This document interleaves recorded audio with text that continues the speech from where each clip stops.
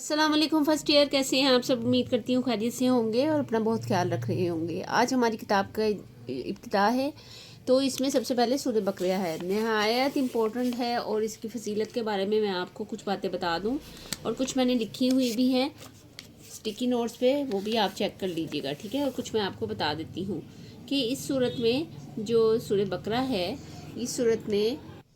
इस सूरत में आगे चल के गाय का वाक़या बयान हुआ है, इसीलिए इसे बकरा की वाली सूरत कहा जाता है। हदीस में एक ख़ास वसीलत भी ये बयान की गई कि जिस घर में ये पढ़ी जाए इस घर से शैतान भाग जाता है। और नज़ूल के एतबार से ये मदनी दौर के इब्तदाई सूरतों में से एक है। अलबत्ता इसके बाज़ आयात हुज्जतुल वदा के मौका पर नाजिल हुई हैं। बाज़ उलमा के नज़दीक इसमें से 1000 ख़बर और 1000 अहकाम और 1000 मनहियात हैं, यानी जिन चीज़ों से मना किया गया है। हम इसकी तफसील से जिक्र करते हैं कि इस चीज़ में क्या क्या है और इसमें हमने क्या क्या पढ़ना है और क्या क्या चीज़ें इंपॉर्टेंट है, हाईलाइट भी कर देंगे। और काफ़ी चीज़ों को मैंने यहाँ लिख भी लिया है, बाज़ औक़ात याद नहीं रहती, फिर इसको स्टडी किया जाता है लेक्चर को, और इसको तैयार करके आप तक लाया जाता है। तो यहाँ कुछ चीज़ें लिखी हुई हैं जो आपने ख़ुद भी नोट डाउन कर लेनी अपनी बुक पे। ये सारी चीज़ें बहुत इंपॉर्टेंट हैं और मैं आपको इसकी तफसील भी बता देती हूँ। जैसे इसके है तरतीब तौक़ीफ़ी के एतबार से कौन सी सूरत है, ये MCQs हैं। तो ये जो है तरतीब तौक़ीफ़ी के एतबार से दूसरी सूरत है ये, ठीक है, ये MCQs है। सही है। आगे है कौन सी है, सबसे तवील सूरत है, इसलिए सबसे पहले है। कुल जो है इसमें 286 आयात हैं। इसके और भी नाम आए हैं हदीस मुबारका में इस सूरत के, ठीक है। और इसके अलावा सूरह बकरा का आगाज़ जो है वो हरूफ मुक़त्तात से होता है। हरूफ मुक़त्तात कुरान मजीद की कुछ सूरतों के शुरू में आने वाले वो हर्फ हैं जिनके मायने अल्लाह ताला और हज़रत मोहम्मद रसूलुल्लाह खातमुन नबीय्यीन सल्लल्लाहु अलैहि वसल्लम के अलावा कोई नहीं जानता। हरूफ मुक़त्तात यहाँ पे इसकी हेडिंग आएगा। आगे है वजह तस्मिया। क्या है इसकी वजह तस्मिया है, सूरह बकरा की आयत 67 में ता 73 में उस गाय का वाक़या मज़कूर है जिसे ज़िबा करने का हुक्म बनी इसराइल को दिया गया था, इसलिए ये इसकी वजह तस्मिया हुई, ठीक है। गाय का वाक़या जो है वो मैं आपको डिस्क्रिप्शन में लिख दूंगी, यहाँ मैंने लिखा है, ख़ुद लिखना है तो मैं आपको डिस्क्रिप्शन में गाय का वाक़या ऐड कर दूंगी, वो आपने लिख लेना है। अगर आ जाता है कि सूरह बकरा में जो गाय का वाक़या है उसको अपनी ज़बान में लिखें तो आपने वो लिख देना है। इसलिए सूरत का नाम सूरह बकरा है क्योंकि बकरा अरबी ज़बान में गाय को कहते हैं। इस वाक़े में बहुत सी हिकमतें हैं, जिनमें से एक अहम बात यह है कि अल्लाह ताला इंसानों के मर जाने के बाद इन्हें दोबारा ज़िंदा करने पर मुकम्मल कुदरत रखता है। अच्छा, इसका ज़माना नज़ूल आ गया कि इसका ज़माना नज़ूल क्या है। अब ये MCQs हैं, ये आपने खुद ही नोट डाउन कर लेने हैं। नबी करीम खातमुन नबीय्यीन सल्लल्लाहु अलैहि वसल्लम जब हज़रत फरमाकर मदीना मुनव्वरा तशरीफ़ फरमा हुए तो ये सूरत नाज़िल हुई। ये इसका ज़माना नज़ूल, इस बार से ये मदनी सूरत हुई। मदीना मुनव्वरा में जिन लोगों को इस्लाम की दावत पेश की जा रही थी वो मक्का मुकर्रमा के रहने वाले मुख्तलिफ थे। मज़ामीन और मौज़ूआत में नुमाया फ़र्क, ये आपने इसका जो है हेडिंग लिखनी है। आगे है यहाँ इस्लाम के, और ये क्वेश्चन भी आ सकता है कि इसके मज़ामीन और मौज़ू में नुमाया फ़र्क क्यों है। यहाँ इस्लाम की दावत जिस महल्ले में दाखिल हो रही थी इसकी ज़रूरियात और तकाज़े बिल्कुल नए थे, क्योंकि यहाँ पे मदीना के लोग थे और अलग तरीके, अलग जहन, अलग सकाफ़त के लोग थे। इसलिए इस सूरत के मौज़ूआत और मज़ामीन का मक्की दौर की सूरतों में बहुत फ़र्क नुमाया है। सूरह बकरा में बहुत फजीलत वाली सूरत है ये सूरह बकरा जो है, ठीक है, बाइस तकरीम है ये, और बहुत से फजीलत वाली सूरत है। सहाबा कराम रज़ियल्लाहु तआला अन्हु के ज़माने में जो सूरह बकरा और सूरह आले इमरान का आलिम होता था, इसे बहुत अजीम और लायक तकरीम समझा जाता था। अच्छा, यहाँ पे कुछ चीज़ें हैं जो मैंने लिखी हैं। सबत वाल से मुराद कुरान मजीद की 7 तवील तरीन सूरतें हैं। यहाँ 7 लिखना था, मैंने 7 लिख दिया है, ठीक है। सूरह बकरा को ये अंदाज़ा हासिल है कि ये इन सब तवील सूरतों में सबसे बड़ी सूरत है। अब ये 7 सूरतें जो सबत वाल है, जो ये सवाल आ जाता है, इसलिए मैंने इसको अलग से नोट डाउन कर लिया है। ये कौन सी हैं, सूरह बकरा है, सूरह नाम है, सूरह आल इमरान है, सूरह इनफाल है, सूरह निसा है, सूरह माइदा और सूरह एराफ है। ये 7 बड़ी सूरतें हैं। अच्छा, इसमें और भी नाम आए हैं, जैसा कि मैंने पहले बताया था पिछले पेज पे वो आ जाता होता है। जैसे ये मैंने लिखा है ना, हदीस मुबारका के हिसाब से इसके और भी नाम आए हैं, तो ये इसका आंसर है। हदीस मुबारका के एतबार से इस सूरत के नाम भी आए हैं, जिसमें सूरत की अहमियत का अंदाज़ा होता है। आप सल्लल्लाहु अलैहि वसल्लम ने इसे सनामुल कुरान और दौरा कुरान से भी याद फरमाया है। सनाम और दौरा वो चीज़ है कि अफजल हिस्से को कहते हैं। इससे मालूम होता है ज़रूए कुरान, ठीक है। और ज़रूए कुरान हर चीज़ के अफजल हिस्से को कहा जाता है। इससे मालूम होता है कि सूरह बकरा जो है, ठीक है, ज़रवा उल कुरान वो जो हर चीज़ हिस्से अफजल हिस्से को कहते हैं। इससे मालूम होता है कि सूरह बकरा में कुरान पाक की चौथी सूरत और सबसे ज़्यादा, सूरह बकरा दूसरी सूरत है और सबसे ज़्यादा फसीलत वाली सूरत है, ठीक है। यहाँ चौथी लिखा है जबकि ये दूसरी सूरत है, ठीक है। अब जो है इसमें ज़रूल कुरान है और इसको अफजल तरीन हिस्से को कहा जाता है। ये दोनों चीज़ें होंगी। आगे हम पढ़ते हैं। हज़रत मोहम्मद सल्लल्लाहु खातमुन नबीय्यीन सल्लल्लाहु अलैहि वसल्लम ने फरमाया, अपने घरों को कब्रिस्तान ना बनाओ, यानी ज़िक्र व तिलावत से घरों को खाली ना रखो। बेशक शैतान उस घर में दाखिल नहीं होता जिसमें सूरह बकरा की तिलावत की जाए। शैतान से हिफाजत के लिए ये सूरह बकरा पढ़ी जाती है, ठीक है। यहाँ तक ये हुआ। उसके बाद है नबी करीम खातमुन नबीय्यीन सल्लल्लाहु अलैहि वसल्लम ने फरमाया, हर चीज़ की एक चोटी होती है, कुरान मजीद की चोटी सूरह बकरा है, ठीक है। कुरान मजीद की चोटी है ये। यहाँ पे भी चोटी लिखा था, मुझे गलत फहमी हुई। आगे है हज़रत अकरम खातमुन नबीय्यीन सल्लल्लाहु अलैहि वसल्लम ने फरमाया, सूरह बकरा पढ़ा करो, इसके पढ़ने से बरकत और छोड़ने में हसरत और बदनसीबी और अहले बातिल जादूगर काहन और मक्कार लोगों का इस पर बस नहीं चलता, यानी उनके फ़रेब असर नहीं करता। यानी ये पढ़ने से ये फसीलत है। फसीलत नंबर 1, 2 और 3 और 4, ये 4 नहीं है, 3 है। सूरह बकरा कुरान मजीद की 7 तवील 3 सूरतों में सबसे बड़ी है। इन सूरतों के मुतालिक नबी करीम सल्लल्लाहु अलैहि वसल्लम ने फरमाया है, जिसने कुरान मजीद के 7 तवील सूरतों का इल्म हासिल कर लिया वो बहुत बड़ा आलिम बन गया। बहुत बड़ा आलिम किसको करार दिया है? जो कुरान मजीद की सूरतें का कर लिया हासिल, 7 बड़ी सूरतों का इल्म हासिल कर लिया। सूरह बकरा की आखिरी 2 आयत के बारे में सूरह अक़दस खातमुन नबीय्यीन सल्लल्लाहु अलैहि वसल्लम ने फरमाया कि जो शख्स सूरह बकरा की आखिरी 2 आयत रात के सोने से पहले पढ़ेगा इसके लिए काफ़ी हो जाएंगी। आखिरी 2 आयत की फजीलत, ठीक है, ये इसकी हेडिंग है। सूरह बकरा को एक अंदाज़ हासिल है। जिस तरह ये कुरान मजीद में सबसे तवील सूरत है, इसी तरह आयत 282 में भी कुरान की सबसे तवील तरीन सूरत है। इसका नाम आयत मुबीन है। 283 जो इसकी सूरत है ना, वो भी कुरान मजीद की सबसे तरीन सूरत है, ठीक है। आगे है सूरह बकरा की मज़ामीन की गहराई और वुस्त का अंदाज़ा इस बात से लगाया जा सकता है कि हज़रत उमर बिन खत्ताब रज़ियल्लाहु ताला अन्हा जैसे जलीलुल क़द्र साहबी को इस सूरत को मुकम्मल तौर पर सीखने में 12 साल लगे थे, जबकि उनके साहबज़ादे हज़रत अब्दुल्लाह बिन उमर ने इस सूरत को 8 साल में मुकम्मल कर लिया था, ठीक है। उनके जो बेटे थे उन्होंने जल्दी मुकम्मल कर लिया था और उन्होंने थोड़ा लेट किया था। इस सूरत को 8 साल में इस तमाम मज़ामीन के साथ सीखा है। आयतल कुर्सी की फजीलत।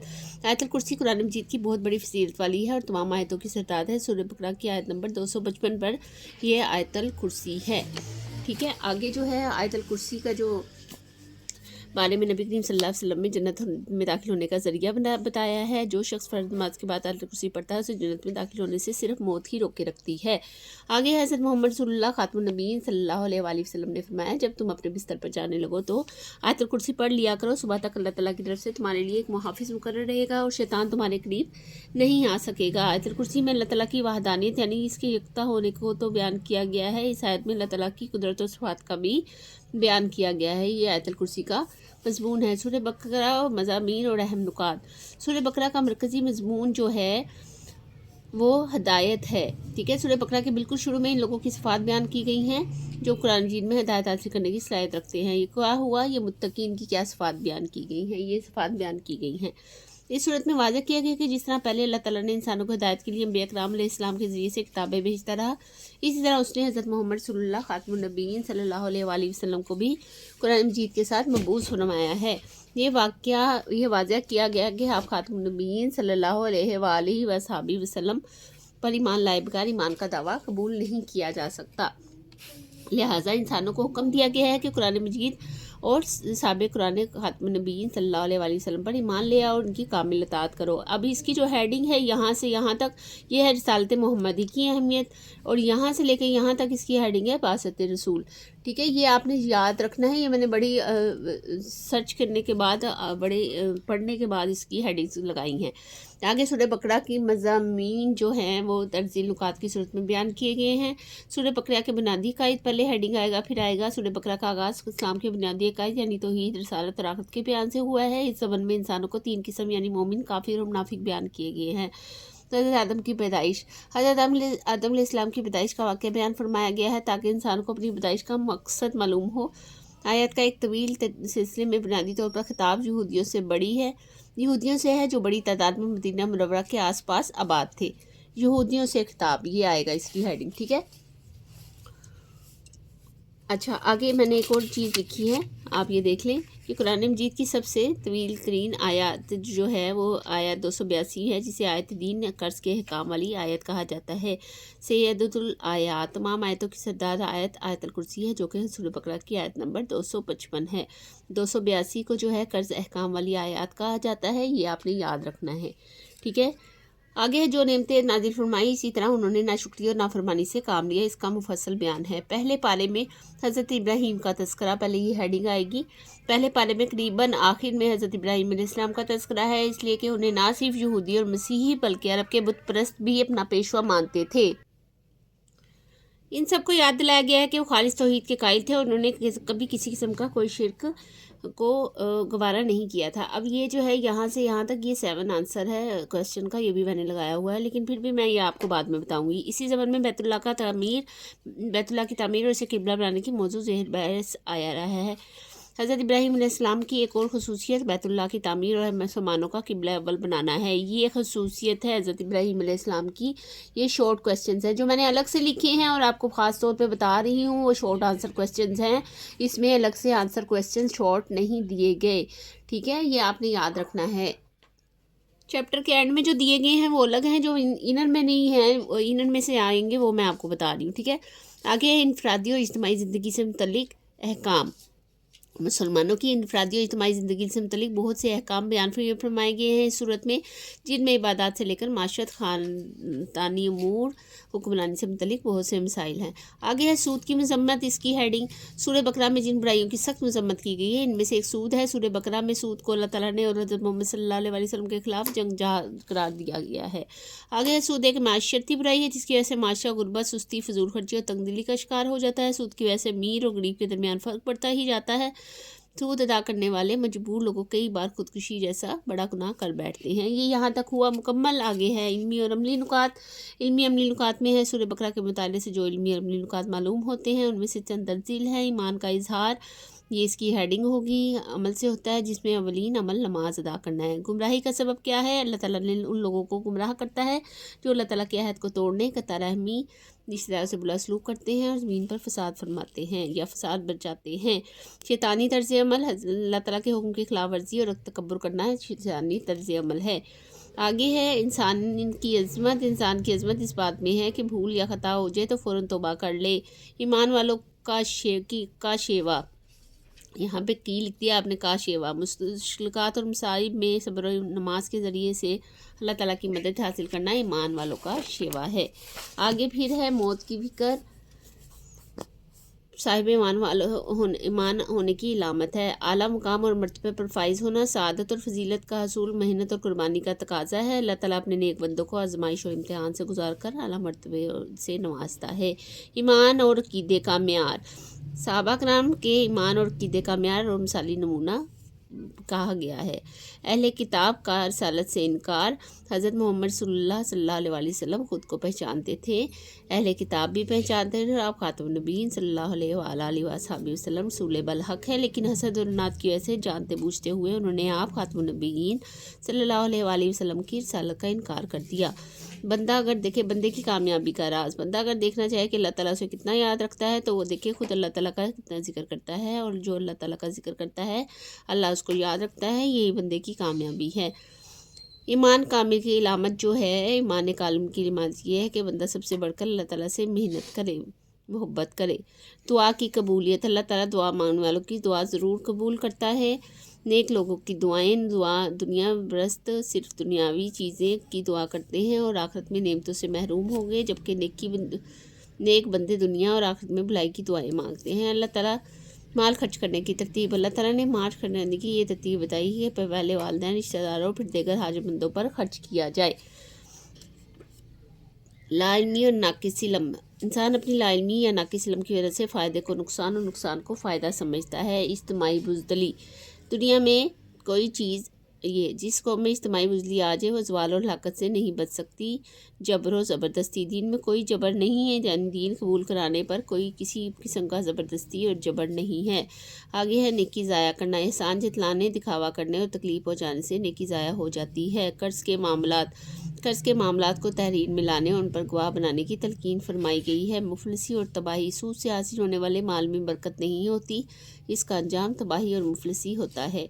अच्छे और बुरे अमाल, इंसान अपने अमाल का खुद जिम्मेदार है, उसे अच्छे अमाल पर सवाब और बुरे अमाल पर अजाब दिया जाएगा। अब ये देख रहे हैं आप कि मैंने हर लाइन में एक हेडिंग बनाई है, हर लाइन में एक हेडिंग है, हर लाइन में जहाँ भी आप देखेंगे, अगर ये आप हेडिंग्स याद कर लेंगे तो आपको ये लाइनें याद करने में बहुत आसानी होगी। इस बार थोड़ा डिफरेंट है, पहले मैं ये हेडिंग्स नहीं बनवाती थी, लेकिन इल्मी अम्मी नुकात में जब आप हेडिंग से लिखेंगे तो इसका बहुत अच्छा इम्पैक्ट पड़ता है। ठीक है, आज हमने इसके लेक्चर को सारे को कंप्लीट किया, इसमें क्या क्या चीज़ें इंपॉर्टेंट हैं और क्या क्या चीज़ें इसमें करने वाली हैं, ये सारा मैंने लिख लिया। स्टिकी नोट्स का आपको बता दिया कि स्टिकी नोट्स में आपने क्या क्या चीज़ें ऐड करनी है, वो मैंने आपको अलग से लिख दिया। सारी बुक आपके सामने है, जहाँ से आपको समझ नहीं आए आप रिवाइज करके इसको देख सकते हैं कि हेडिंग कौन सी लिखनी है और कौन कौन से सवाल इम्पोर्टेंट हैं। उम्मीद करती हूँ कि आज का जो लेक्चर है, आज की जो वीडियो है, आज का जो सबक है आपको अच्छे से समझ में आया होगा। अपने दोस्तों के साथ शेयर करें जिनके पास इसके नोट्स नहीं हैं और नोट्स लेने की ख़ास ज़रूरत नहीं होती। जो लोग मेरे चैनल को सब्सक्राइब कर लेते हैं और बेल आइकन को प्रेस कर लेते हैं, उससे ये होता है कि आपको नोट्स की ज़रूरत नहीं होती और आपको लेक्चर बआसानी समझ आ जाता है। ख़ास तौर पे उन बच्चों के लिए जो अलग से कोचिंग क्लास या अकेडमीज़ ज्वाइन नहीं करते, तो उनके लिए नहायत आसान हो जाता है कि जब वो ये चीज़ें सब्सक्राइब कर लेते हैं, लेक्चर सब्सक्राइब कर लेते हैं या डाउनलोड कर लेते हैं, उससे आप लोगों को आसानी हो जाती है। अपना बहुत सारा ख्याल रखें। नेक्स्ट लेक्चर में इसके तर्जमे और एक्सरसाइज के साथ मिलेंगे। तब तक के लिए अल्लाह हाफिज़।